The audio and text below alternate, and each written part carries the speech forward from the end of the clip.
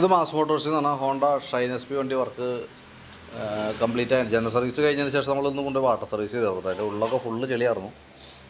Washing കഴിഞ്ഞതിന് ശേഷം നമ്മളതിൻ്റെ കാർബറേറ്ററൊക്കെ ഒന്ന് അഴിച്ച് ക്ലീൻ ചെയ്യാൻ അയച്ചിട്ടുണ്ട്. അതേപോലെ തന്നെ ബാറ്ററിയൊക്കെ ഒന്ന് ചേഞ്ച് ചെയ്യാനുണ്ട്. പിന്നെ വാഷിങ് കഴിഞ്ഞപ്പോൾ ഇവിടെ ഈ ഭാഗത്തൊക്കെ അത്യാവശ്യം ക്രാഷ് കാർഡൊക്കെ ഫുള്ള് തുരുമ്പുണ്ട്. ഈ ഭാഗത്തൊക്കെ തുരുമ്പുണ്ട്. അങ്ങനെ 1-2 സ്ഥലങ്ങളിൽ ചേസിൻ്റെ ഉള്ളിലൊക്കെ തുരുമ്പ് കാണുന്നുണ്ട് കേട്ടോ.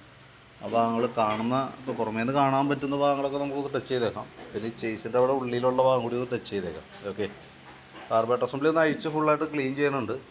അതിനകത്ത് നമുക്ക് നിലവിൽ വാക്യൂം പിസ്റ്റൺ വേറെ പ്രോബ്ലം ഒന്നുമില്ല. കാർബറേറ്റർ ഒന്ന് ക്ലീനർ ഉപയോഗിച്ച് ക്ലീൻ ചെയ്ത് റീസെറ്റ് ചെയ്താൽ മതി, വേറെ പ്രോബ്ലം ഒന്നുമില്ല. സ്ലോ ജെറ്റിൻ്റെ കണ്ടീഷനും ഈ പറഞ്ഞ രീതികളെ ചെറിയൊരു ബ്ലോക്ക് കാണുന്നുണ്ട്. ഒന്ന് ക്ലീൻ ചെയ്ത് നോക്കാം.